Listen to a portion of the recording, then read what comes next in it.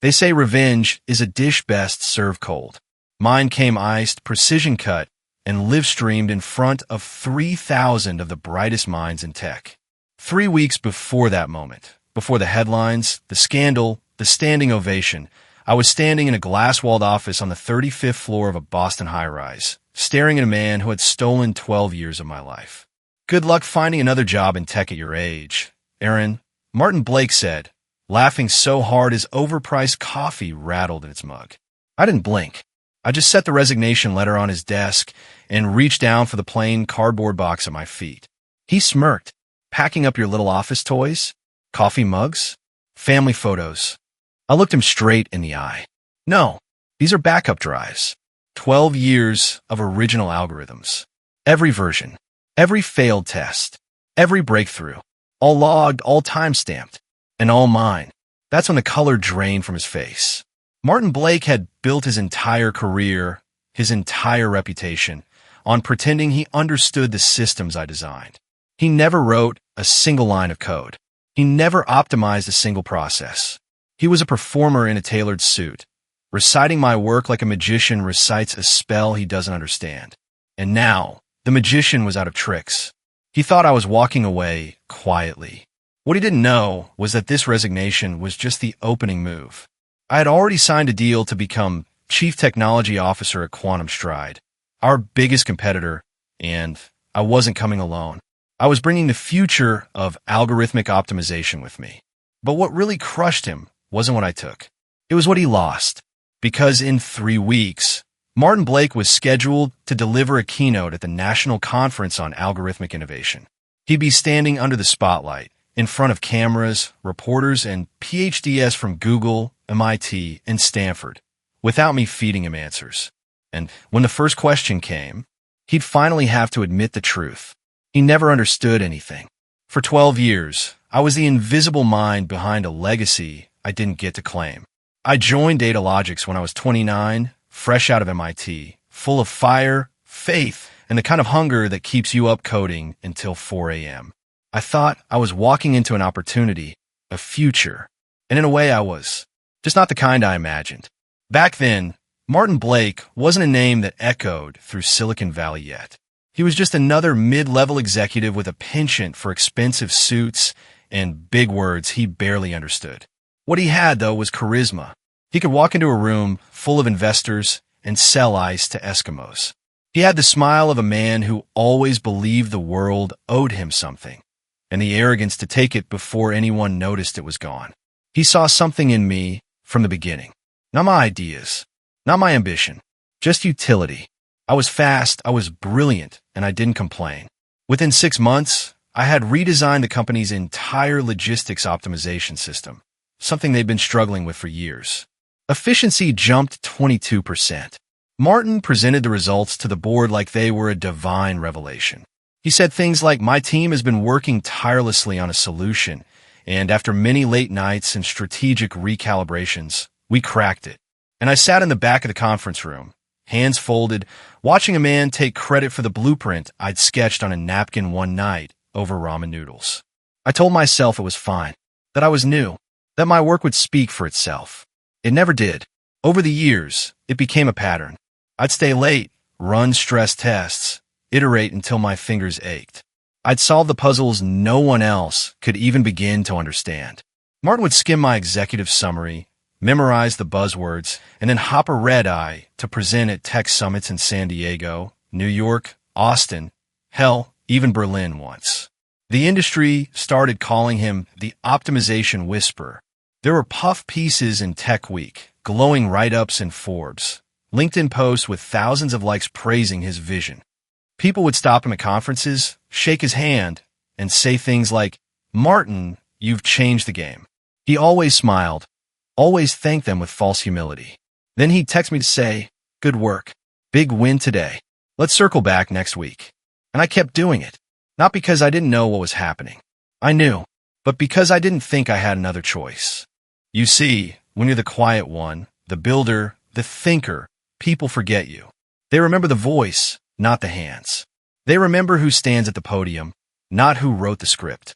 And slowly, that erodes you. I started to wonder if maybe I wasn't leadership material. Maybe I was meant to be the guy behind the curtain, not the man in the spotlight. Then came the algorithms. Over 5 years, I developed 3 major systems that revolutionized our business model. One for predictive inventory management, one for dynamic routing and supply chain logistics, and a third for high-frequency demand forecasting. Each one pushed the edge of what was thought possible, using nonlinear regression models mixed with adaptive neural frameworks that could learn on the fly. I even built a self-tuning architecture, something no one else in our sector had managed yet. Martin didn't understand a single word of it. I'd explain the logic during Friday reviews, walk him through flowcharts and metrics. He'd nod, ask a few shallow questions, then turn to his assistant and say, "Let's add that to the next speaking deck." I'd find out days later that he'd flown to San Francisco to present the innovations as his own. Even worse, the patents, 18 of them, were filed with his name first. I was listed as a supporting researcher, the same status as the junior analysts who ran AIB tests on my frameworks. The breaking point came one winter night, 2 years ago. Company holiday party. We were in a downtown rooftop lounge, the kind with glowing ice sculptures and overpriced cocktails. I overheard Martin talking to the chairman of the board, casually sipping whiskey as he boasted, "The predictive engine? Yeah, I built it from scratch over 6 months. Brilliant stuff." I stood 10 feet away, holding a glass of flat champagne, and for the first time in my life, I felt rage, real burning rage. That was the moment something inside me broke. Or maybe woke up. I didn't go home that night. I went to the office, sat in my cube until 3 a.m., backing up everything I had. Code bases, email chains, change logs, voice memos. I opened a fresh file and typed the first line of what would become my escape plan. No one steals your future unless you let them. And I had let him for 12 damn years. But not anymore. In the months that followed, I became a ghost with a mission.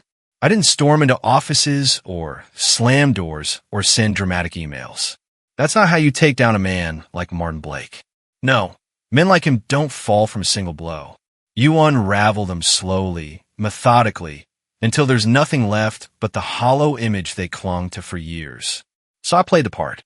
Every morning, I walked into the office with a thermos of coffee and a polite nod to the receptionist. I sat through meetings where Martin regurgitated my ideas in front of teams who assumed he'd dreamt them up the night before. I offered technical support to the same product leads who couldn't code a hello world without Stack Overflow. I kept solving the hard problems, just like I always had. But this time, I documented everything. Every solution, every algorithm, every conversation. I backed up every version of my code to a private encrypted cloud server under a name no one at the company had ever heard. I took detailed notes on Martin's inability to grasp even the most basic elements of our systems. I recorded conversations, legally, I might add, especially the ones where he asked me to rewrite summaries or provide simplified breakdowns he could work into his keynote. At night, I reviewed company policy, the dusty, overlooked sections of our internal legal wiki that no one but the compliance team had bothered to read. Buried deep in Section 7.3 was a clause I had quietly helped draft during a prior audit. Intellectual property created for personal research or skill development purposes during off-peak hours and without exclusive company directive remains the property of the employee. 3 years earlier, I had written that clause to protect junior developers who like to experiment. Martin signed off without reading it. I remembered him brushing it aside with a wave of his hand, saying, "Just tell me it covers us." I told him it did. He never asked what it protected us from. Turns out, it protected me from him. Meanwhile, the whispers had started. Recruiters from rival firms had been reaching out for years, messages that Martin always intercepted or dismissed. But I'd begun to read between the lines. 6 months ago, I initiated contact with one of those companies, Quantum Stride, headquartered just across the Charles River in Cambridge. Unlike Martin, Quantum Stride wasn't run by marketers in suits. Their CTO, Dr. Evelyn Harper, had spent 2 decades as a leading mind in applied optimization systems. She'd reviewed some of our publicly disclosed work and reached out with one line. "If you're the one behind this, we need to talk." We met for coffee at a small place in Kendall Square. I brought samples, stripped of company markers, of course, and walked her through the logic behind my new hybrid models. She didn't blink, didn't flinch. She asked better questions in 10 minutes than Martin had in 12 years. A week later, she made me an offer I couldn't believe. CTO of their next-gen R&D division, full autonomy, and a team of engineers ready to build whatever I dreamed up. It felt like someone had reached into the dark pit I'd been working in and thrown down a ladder. I took the job, quietly, under NDA. The resignation was already drafted. But I didn't just want to leave. I want to make it mean something. I didn't want Martin to read my exit email and smirk. I wanted him to feel the weight of what he had taken, of what he was about to lose. So I chose the perfect day, 2 weeks before the biggest presentation of his career. The National Conference on Algorithmic Innovation was coming up. Martin had already locked in his keynote, revolutionizing optimization, the next leap in predictive systems. He'd plastered it across every social media platform, name-dropping theories he couldn't pronounce, let alone understand. He had no idea that the models he planned to present, the ones he believed he could bluff through, were now fully owned, improved, and protected by the CTO of his biggest competitor, me. That night, sitting in my apartment, surrounded by scribbled notes and years of stolen credit, I stared out at the lights of the Boston skyline and whispered the words I hadn't dared say until now. He's not ready for what's coming. I wasn't just leaving a job. I was lighting a match on a paper empire. The morning I handed in my resignation, Boston was wrapped in fog, so thick you could barely see the skyline from the 35th floor. It felt poetic, like the world was holding its breath. I arrived early, as usual. Same elevator. Same ID swipe. Same overly cheerful receptionist asking if I wanted espresso or the fancy hazelnut blend. I smiled, declined, and walked toward the corner office where I had spent over a decade as a ghost with golden hands. But this morning, I wasn't a ghost. I was the reckoning. Martin Blake's office always smelled like success, at least the performative kind. Leather chairs, imported mahogany desk, and a wall of plaques with awards he hadn't earned. He was perched behind his desk, scrolling his phone, probably checking the likes on his latest post about disruptive innovation or whatever jargon was trending that week. He looked up and flashed that politician's grin. "Aaron, morning. You're early. You finished that metrics report for next week's keynote." I set the cardboard box on his desk with a soft thud. It wasn't heavy, but it carried the weight of 12 years. "Not quite," I said. "I came to deliver this instead." He glanced at the envelope on top of the box. His eyebrows lifted slightly as he picked it up. "Resignation letter?" He chuckled. Actually chuckled. Like this was some kind of harmless joke. Like I was going through a midlife crisis and would be back by lunch. "You're serious?" "I am." He leaned back in his chair, laughing now, full belly laugh, as if I'd told him a great joke at a dinner party. "Aaron, come on. Let's not be dramatic. You're 41. That's ancient in tech. You really think you'll land somewhere better than here?" I didn't answer. I just waited. He gestured toward the box. "Packing up your little trinkets, huh? Desk toys? A few mugs? Maybe those sad little bonsai trees?" I kept my voice steady. "No, these are backup drives." His smile faltered just slightly. "Backup drives?" I nodded. 12 years of innovation. Every algorithm, every model, every version, all time-stamped, all documented, all mine. The silence that followed was surgical, like a scalpel slicing through arrogance. He blinked, then scoffed. "You can't just walk out with company property. That's theft, Aaron. You know that." I met his gaze, calm and unblinking. "Actually, I can. Section 7.3 of company policy, which you signed off on, by the way, states that personal research and development done during off-peak hours, using non-exclusive resources, belongs to the employee who created it." He frowned. "That clause was for junior developers. I drafted it myself 3 years ago. You didn't read it, remember? You told me to make sure it covers us. So I did. It covers me." He sat back, now visibly unsettled. His hand went to the side of his chair, the unconscious twitch of a man who suddenly doesn't know what to do with his hands. "You're bluffing." "No, I'm leaving." "And where exactly are you going to go?" Who's going to hire you without me there to vouch for you? I smiled then. It was small, controlled, but sharp as broken glass. I've already accepted a position. Chief Technology Officer. Quantum Stride. That got him.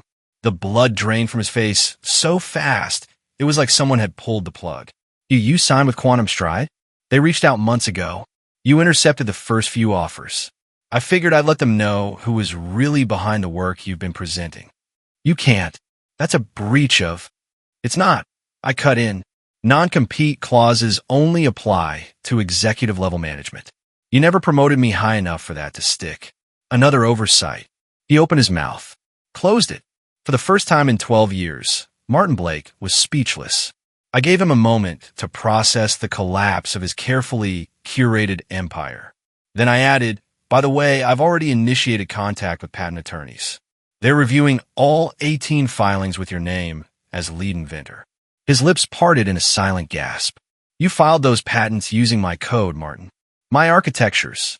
My breakthroughs. You might have worn the tuxedo, but I was the one building the stage. He stood suddenly, knocking over a pen holder. Let's talk about this reasonably. You're upset. I get it. We can work something out. You want credit? Fine. I'll make you co-inventor going forward. I'm not here to bargain. I reached for the box, lifted it off his desk. My fingers brushed the polished wood one last time. I turned toward the door. You should start preparing, I said. In 3 weeks, you're giving a keynote to 3,000 of the most brilliant minds in the industry.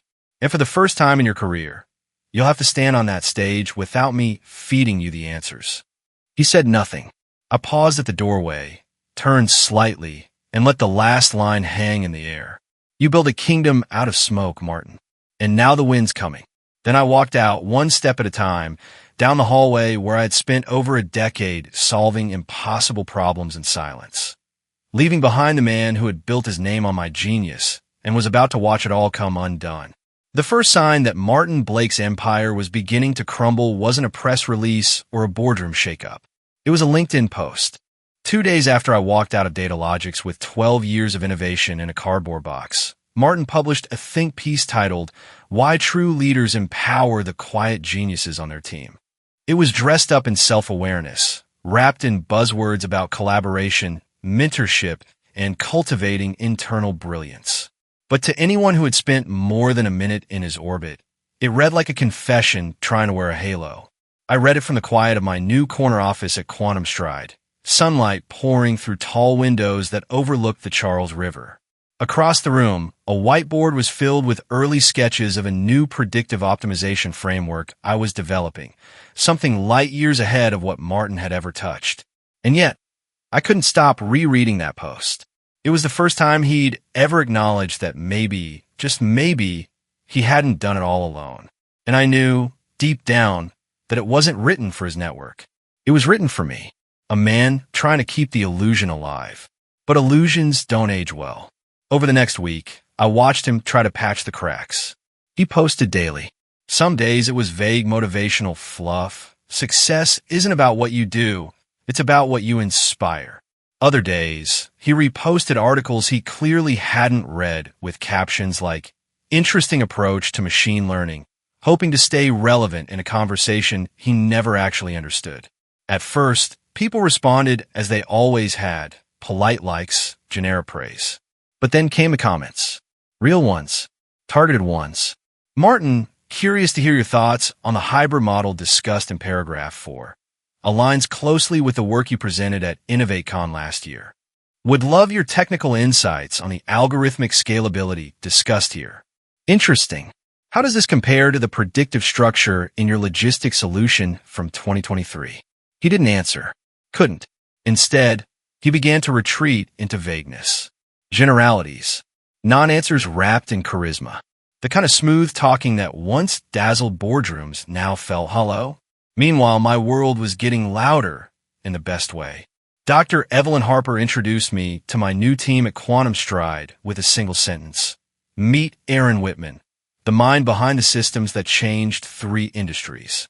No fanfare, no exaggeration, just truth. And when I walked our engineers through the next-gen frameworks I'd been privately refining for over 2 years, the silence in the room wasn't confusion. It was awe. "This is 5 years ahead of anything I've seen," said Chun-Li, our lead architect, her voice calm but reverent. I nodded, brushing the compliment aside like I had for years. But inside, something shifted, like I'd been holding my breath for over a decade and was finally, slowly letting it out. They listened. They asked questions, challenged me, not with ignorance or arrogance, but with genuine curiosity. For the first time in my career, I wasn't just tolerated. I was heard. But Martin? He was unraveling. 5 days after my resignation, he appeared on a virtual panel for a regional AI summit. The kind of event where executives try to sound technical without saying anything too specific. I watched the live stream with half a grin and a full cup of coffee. The moderator asked him about recent developments in machine learning optimization. Martin responded with the same buzzword salad I'd written for him in the past: adaptive frameworks, contextual scalability, multidimensional data convergence. But then the follow-up came. "Could you walk us through a specific implementation example?" He paused. For seconds. 8. 15. Then he muttered something about iterative testing methodologies and broad solution space exploration. The other panelists glanced at each other. One even raised an eyebrow. But the killing blow came from Dr. Amanda Riley from Stanford. "Martin, I was hoping you could elaborate on the mathematical architecture behind your model, specifically the constraint handling strategy. Was it gradient-based or heuristic?" His response?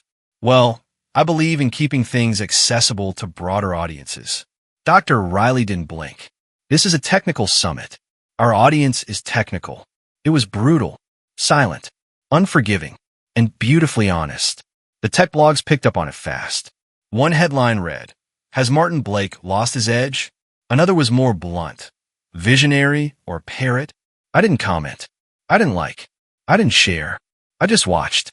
Because this wasn't about revenge. Not really. It was about balance. The truth was no longer hiding in the background. It was inching into the light, one missed answer at a time. And the industry was starting to notice. The International Conference on Algorithmic Innovation was the Super Bowl of our industry. A place where ideas collided, reputations were cemented, and the future of technology was unveiled under stage lights and scrutiny. For over a decade, I had watched it from afar, my work presented by another man, my voice reduced to bullet points on a slide deck he didn't even understand. But not this year. This year, I had a seat in the front row, and Martin Blake had the mic. 3 weeks had passed since I left Datalogics, and in that time, my world had transformed from suffocating routine to high-octane rebirth. At Quantum Stride, our labs were humming with energy.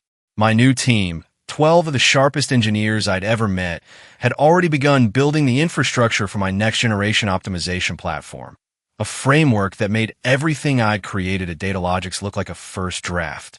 But even with all that momentum, I hadn't stopped watching Martin. He was everywhere and nowhere at once. His online presence had grown desperate. More reposts, more hollow insights, more forced attempts to sound relevant. The comments on his posts had gone from admiration to interrogation. People weren't just listening anymore. They were questioning. They were noticing. But the true test, the moment that would separate illusion from reality, was looming like a tidal wave on the horizon. Martin was scheduled to give the keynote address at the international conference. The topic? Next Generation Optimization, Revolutionary Approaches to Complex Problem Solving. I almost laughed the first time I saw the title.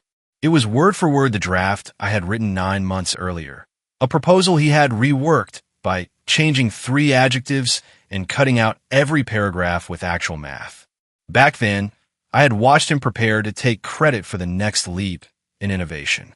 Now I was watching him walk straight into a minefield. He didn't know it, but the walls had already begun to close in. Patent attorneys were moving. Dr. Evelyn Harper had initiated quiet legal review of every patent that bore Martin's name as lead inventor, all 18 of them. My documentation, including time-stamped commits, revision histories, and recorded briefings, had been submitted for analysis. The lawyers weren't just interested, they were thrilled. Their preliminary statement said it best. "We believe there's substantial evidence of misattribution, misrepresentation, and improper filing. But that wasn't what I was focused on. No, my attention was locked on the keynote. The stage where Martin had built his myth would soon become the place where it unraveled. The morning of the conference, I walked through the grand entrance of the Boston Convention Center in a tailored black suit, my badge clipped to my lapel. Aaron Whitman, CTO, Quantum Stride Technologies. Funny how the same name that had once been buried at the bottom of patent filings now sat beside a title that turned heads. I joined Dr. Harper and our team at the reserved seating near the front of the main hall. We were invited as special guests, a gesture of respect, and, if I'm being honest, anticipation. People in the industry had started whispering, who's really behind the Datalogix breakthroughs? What's Quantum Stride planning next? The keynote stage was massive, dark wood, crisp uplighting, triple projector screens with polished branding. Thousands of folding chairs stretched out before it like a silent audience holding its breath. Cameras were positioned for live global broadcast. Journalists from TechCrunch, Wired, MIT Technology Review, and Forbes filed in with notebooks and caffeine-fueled eyes. And then came Martin. He walked out from behind the curtain like a man used to applause. He still wore the same navy suit, the same silk tie, the same curated smile. But this time, something was off. The lines around his eyes were deeper. His movements were slower, more deliberate, as if he was already calculating an escape route in the back of his mind.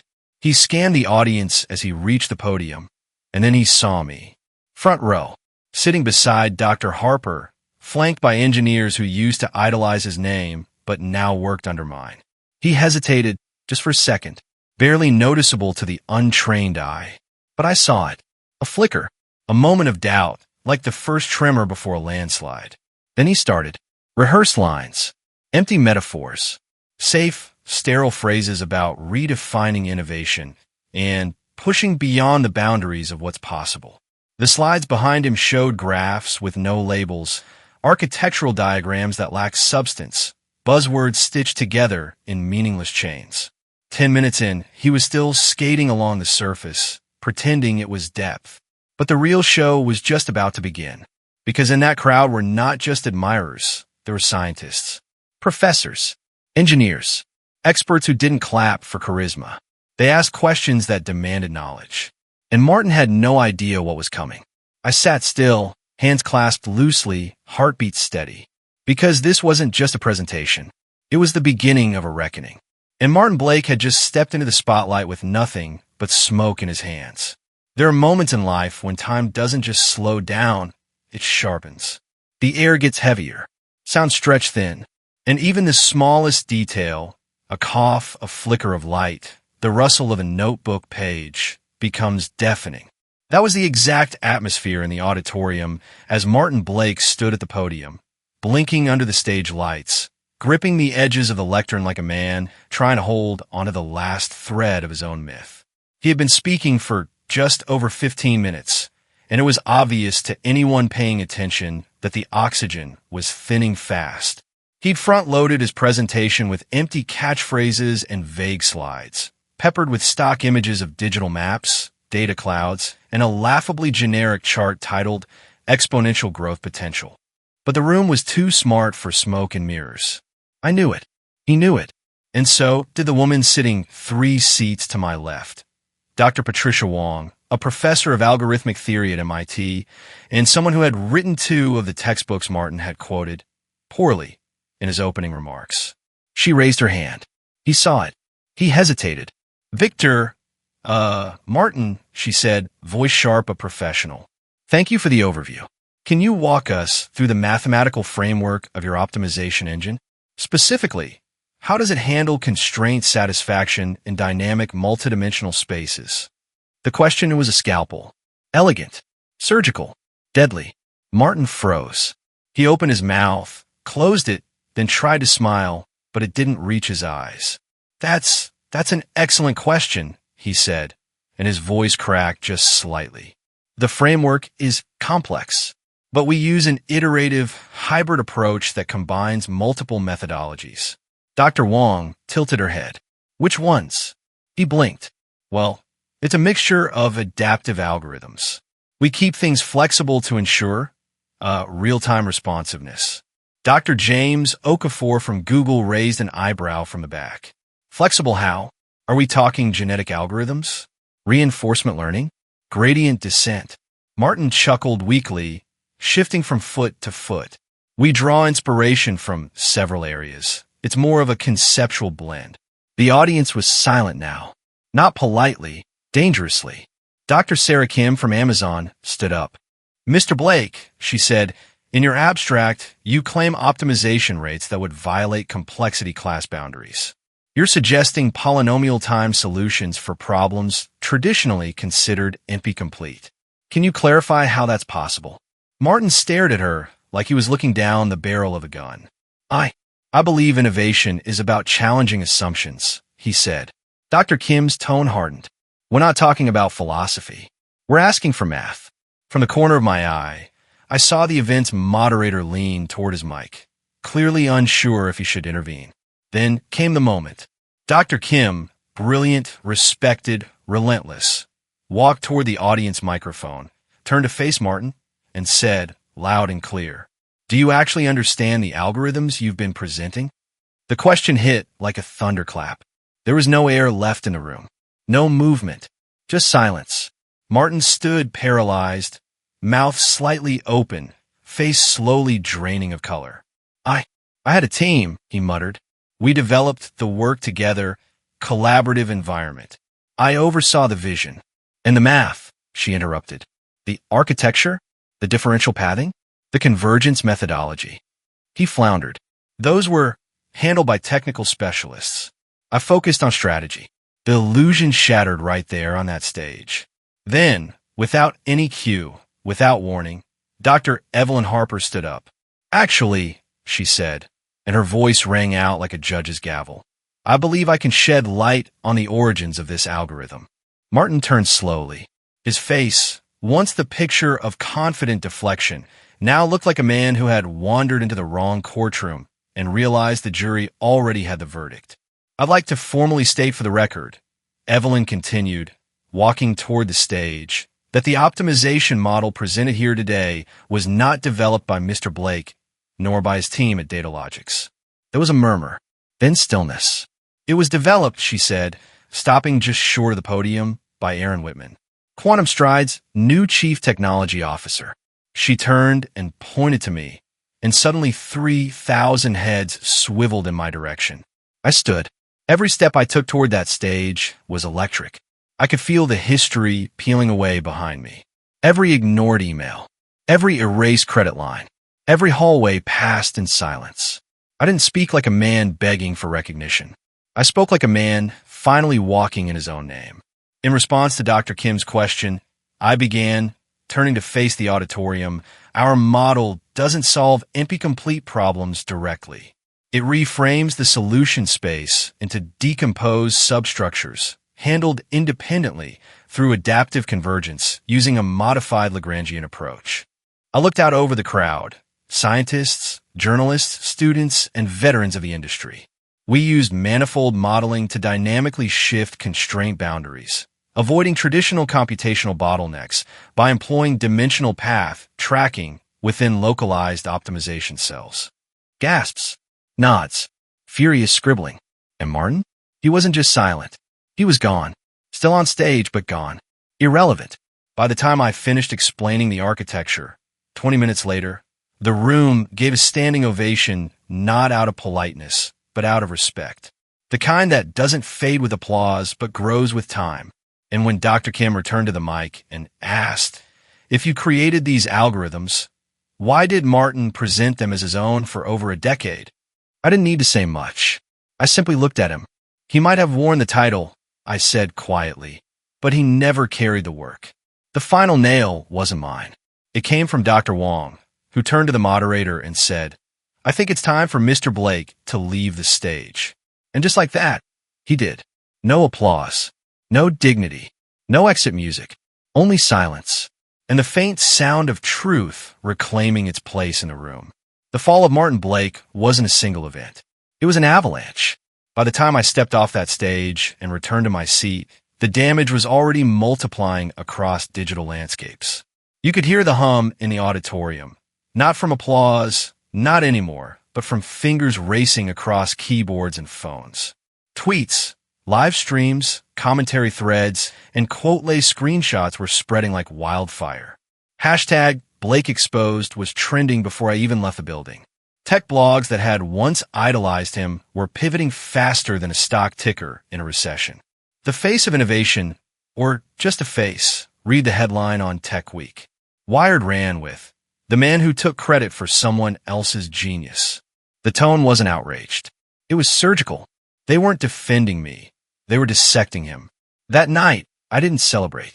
I didn't pop champagne or gather my team for some cinematic toast. I went home. I sat in my apartment, still dressed in the same black suit, and stared out the window while Boston's skyline flickered in the distance like it was blinking back at me. My phone buzzed constantly. Texts from former colleagues, emails from reporters, DMs from engineers I hadn't spoken to in years. Most of them said the same thing. "We always suspected. I'm glad the truth finally came out. About time." I didn't reply. Not yet. The next morning, I walked into Quantum Stride's R&D floor to find my team already gathered around the whiteboard, excited and electric, discussing how to integrate the methods I had laid bare the day before. They weren't looking at me like a ghost anymore. They were looking at me like a leader, like someone they'd follow into uncharted territory. Dr. Harper gave me a nod as I passed. Nothing dramatic, just a quiet acknowledgement between warriors who had walked through fire and come out clean. But Martin? He was burning. By the end of the week, Datalogix's board had issued a statement announcing his immediate resignation. No ceremony, no farewell tour, just a dry press release posted at 9:14 p.m. on a Friday. The corporate equivalent of sweeping a broken vase under the rug and pretending it was never there. That same night, I received a call from my attorney. "The patent review committee is moving forward," she said. "You were right to document everything. Every email, every iteration. The chain of authorship is crystal clear." By the following month, the USPTO had officially opened inquiries into all 18 patents filed under Martin's name. I didn't even have to sue. The facts did the work. His name began to vanish from filings like it had been typed in pencil, and someone was finally holding the eraser. And Datalogix? Their stock dropped 27% in 2 weeks. Investors bailed. Their flagship optimization system began to fall apart without someone who understood the architecture to maintain it. Bugs emerged. Clients complained. Licensing deals froze. The same algorithms they had built their valuation on were slipping through their fingers. Meanwhile, Quantum Stride was rising. We released the first prototype of our new platform just 6 weeks after the conference. The response from the beta partners was overwhelming. Faster response times, lower error margins, adaptability that left competitors in the dust. One CTO from a Fortune 100 logistics firm emailed us simply to say, "This changes everything." But none of that was the most satisfying part. No, that came 3 weeks after the conference. I received a letter, not an email, not a LinkedIn message, an actual handwritten letter, folded neatly in a plain white envelope, dropped off at my office. The handwriting was familiar. It began, "Aaron, I spent 12 years taking credit for your genius, and I convinced myself I deserved it because I was the one brave enough to stand on stage. But I realize now, presenting someone else's work isn't bravery. It's cowardice. You were always the innovator, the problem solver, the mind behind everything. I was just a man standing in your way." Martin, there was no ask, no plea for redemption, just confession. And I read it twice, not out of sympathy, but because it felt like closure, like the last door in a long hallway finally creaked shut behind me. I didn't frame it. I didn't burn it either. I just slid it into a folder titled Past Lives, because that's what Martin was now, a relic of a world where people like me were told to sit quietly in the shadows while others took the spotlight. But not anymore. Not for me. 6 months later, I stood behind a glass door with my name etched in clean, serif font. Aaron Whitman, Chief Technology Officer. It wasn't flashy, wasn't oversized. It didn't need to be, because the name was finally mine. The office sat on the 38th floor of Quantum Stride's Cambridge headquarters, 3 blocks from MIT, just close enough that I could see the dome from my window on clear days. Across the room, whiteboards were filled with equations and diagrams from our next iteration, and my team, now doubled in size, was busy debating optimization thresholds and testing new convergence models that would push the industry forward another decade. But at that moment, the hum of brilliant minds in the background faded beneath something quieter. Peace. Not silence, peace. A subtle but powerful stillness I hadn't known in years. The kind that comes not from reaching the top, but from earning your place there. From waking up in the morning and no longer wondering whether someone else will take credit for your work. From knowing that if the spotlight is on you, it's because you built the stage, wired the lights, and wrote the script. I never imagined that vindication would feel this quiet. There were no fireworks, no slow claps in hallways. Just results. Just momentum. The industry had moved on from Martin Blake, and honestly, so had I. His name had quietly vanished from press releases and keynote rosters. His LinkedIn account went dormant. Every once in a while, a junior engineer or an industry contact would mention him with a knowing glance. Remember that guy? And I just nod, not with bitterness, with understanding, because I can realize something important.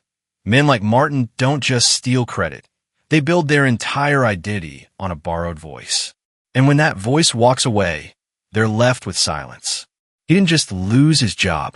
He lost the version of himself he had projected to the world for over a decade. And me? I'd finally stepped into my own, not just as a CTO, but as a builder, a leader, a name people associated with innovation, integrity, and impact. I was invited back to the international conference the following year, this time as the closing keynote. I stood on the same stage where Martin had crumbled, but I didn't gloat. I didn't even mention him. I talked about the future, about what was possible when engineers were given the space to experiment, to fail, to iterate without fear, about how the next great leap wouldn't come from figureheads or salesmen, but from minds in quiet rooms asking bold questions. After the talk, a young developer approached me, maybe 24, maybe just starting his career, and said, "I used to think I had to be like the guys who always talk the loudest. But now I get it. It's about the work." I shook his hand and told him, the work will always outlive the noise. That night, I walked through the quiet city streets, no entourage, no fanfare, just a jacket in the wind. And for the first time in my life, I didn't feel like I was walking away from something. I felt like I was walking into something. The future. My future. One I had built with sleepless nights, messy notebooks, unread emails, late-night bug fixes, and a kind of belief that can only be forged when the world underestimates you for too long.